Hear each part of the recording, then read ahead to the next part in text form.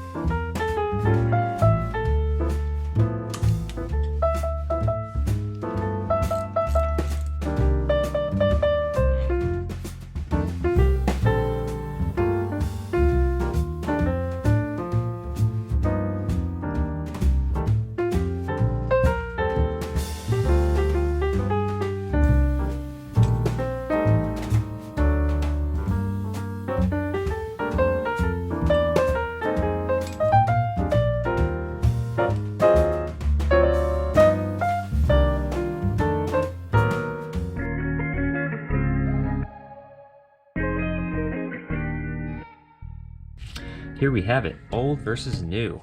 Here is the 20,000 mile piston. And yes, there's a lot of carbon buildup right here, but you can see there's no chips, there's no dings, there's no nicks on the top of it. It's nice and flat. A little bit of carbon buildup on the side here, just underneath the first ring. But it's not bad at all. The best part is there's no scratches or nicks down the side. Let's take a look at the cylinder here. It's definitely smoothed, so the original kind of like score marks aren't in there, but there's no scratches at all. It's pretty flawless, actually. So overall, this is fantastic, and it was probably good for another who knows how many thousands of miles, but you know, we're here to do a job, so let's keep going. So this is the new stuff, obviously. We're gonna put this all together.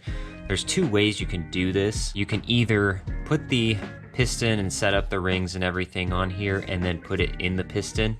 Well, not like that. Upside down like this. Get it set in the piston like that and then put this whole thing as one piece onto the engine. Or you can take this piston, put it on the crank directly, and then slide this on while making sure that this is all seated. I think it's going to probably be easier to get the piston in the cylinder here first off the bike. So there's a lot of rings that you have to worry about here in a correct order. It's got to be, they have to be set, you know, equal degrees apart in order for it to run properly and be, you know, maintained properly. So I think that's probably going to be easiest to do outside of the engine. So we'll get this all set up, making sure to note the intake side here, which is going to be on the top. So I believe it's going to be like this. going in this way, and then we'll make sure that we have all the pistons and everything seated in there correctly, just about, you know, just about right there. Then we'll get this whole piece put on the bike, and then we'll actually start putting this back together so we can go ride some more.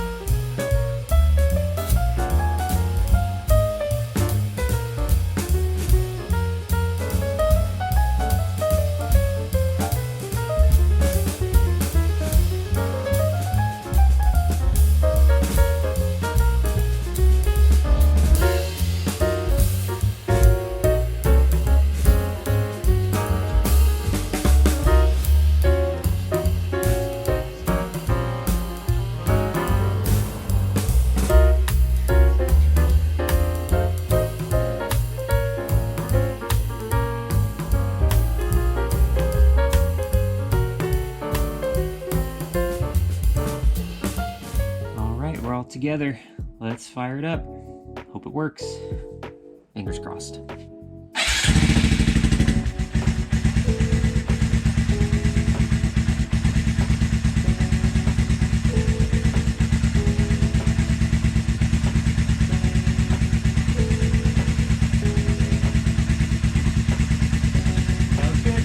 Okay, so I heat cycled this a few times, and I don't know if the first video had it, but it's starting to have a very prominent buzzing sound, and it's worrying me a little bit. We'll hear it a little bit here.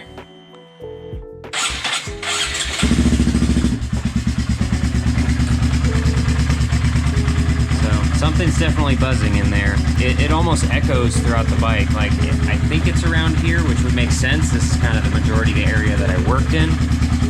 But at the same time, I'm also hearing it up here. So I don't know if it might have something to do with the shield or some of the fittings are loose, I don't know. But it's definitely a worrying sign. It doesn't sound like piston slap or bad rings, anything like that, so I'm not super worried about the actual cylinder, but it does sound like there's some kind of loose bolt inside there somewhere, so who knows, maybe I accidentally did not torque down the cam gear, or there's a bolt there for the rocker arms. I don't know if that was maybe loose or something like that. I'm gonna check all these outside ones obviously first, and then you know, maybe just let it idle for a little bit and just kind of poke around and try to pinpoint this thing. So who knows, I might be sitting at this for quite a while trying to track down that sound, so yay. 12 seconds later. Found it. So this is an extra welded bung from the man in the box header that is for like a wideband O2 sensor, I think. I'm not 100% sure, but I don't need that. I don't have one. And this was starting to get itself loose. And so when I put some pressure on it, after a while, the buzzing just instantly went away, and I felt that this was just like less than finger tight. It was like up like half a thread. And so just torque that down and we'll confirm it. We're buzz-free. Now I can actually hear the engine, and it's sounding pretty good. Also noticing with this header, the rev sounds a little bit meatier, a little bit more grunt to it now. I like it.